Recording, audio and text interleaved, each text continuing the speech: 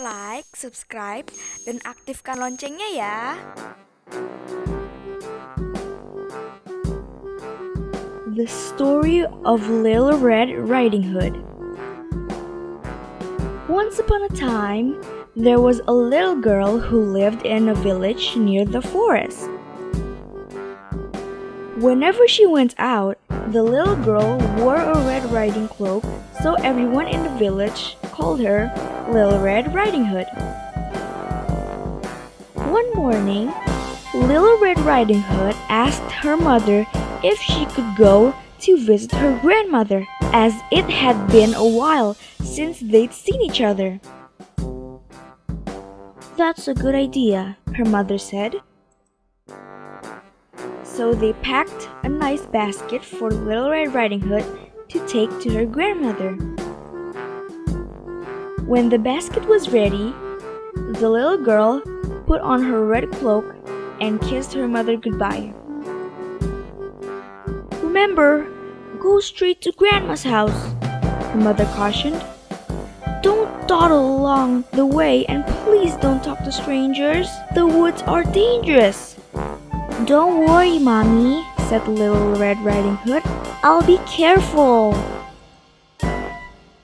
But when Little Red Riding Hood noticed some lovely flowers in the woods, she forgot her promise to her mother.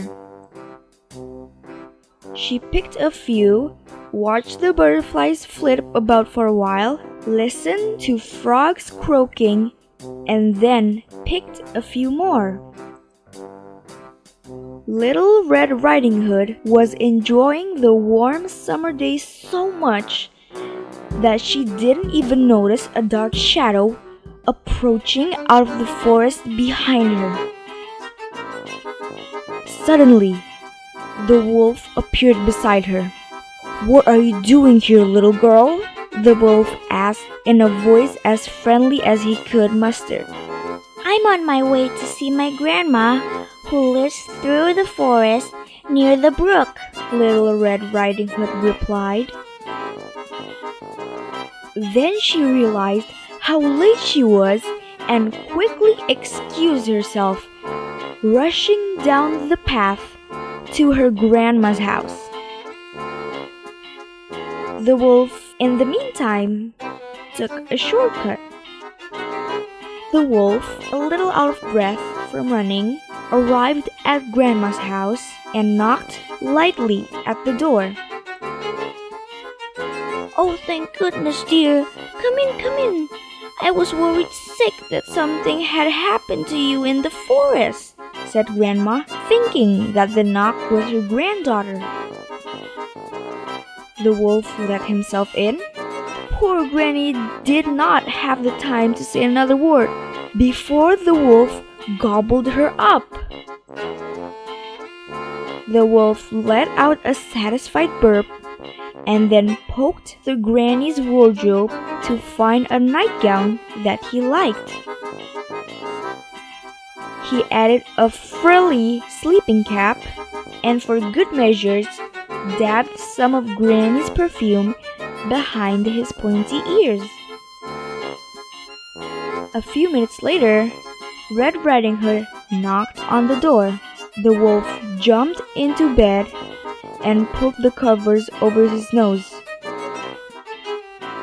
"Who is this?" he called in a cackly voice. "It's me, Little Red Riding Hood." "Oh, how lovely! Do come in, my dear," croaked the wolf. When Little Red Riding Hood entered the little cottage, she could scarcely recognize her grandmother. "Grandmother, your voice sounds so odd. Is something the matter?" she asked. "Oh, I just have a touch of a cold," squeaked the wolf, adding a cough at the end to prove the point. "But grandmother, what big ears you have," said Little Red Riding Hood as she edged closer to the bed. "The better to hear you with, my dear," replied the wolf. "But grandmother, what big eyes you have," said Little Red Riding Hood. "The better to see you with, my dear," replied the wolf. "But grandmother, what big teeth you have," said Little Red Riding Hood, her voice quivering slightly. "The better to eat you with, my dear," roared the wolf, and he leapt out of the bed and began to chase the little girl. Almost too late, Little Red Riding Hood realized that the person in the bed was not her grandmother, but a hungry wolf. She ran across the room and through the door, shouting, "Help, wolf!" as loudly as she could. A woodsman who was chopping logs nearby heard her cry and ran towards the cottage as fast as he could. He grabbed the wolf and made him spit out the poor grandmother, who was a bit frazzled by the whole experience, but still in one piece. "Oh, Grandma, I was so scared," sobbed Little Red Riding Hood. "I'll never speak to strangers or dawdle in the forest again." There, child, you've learned an important lesson. Thank goodness you shouted loud enough for this kind woodsman to hear you." The woodsman knocked out the wolf and carried him deep into the forest where he wouldn't bother people any longer.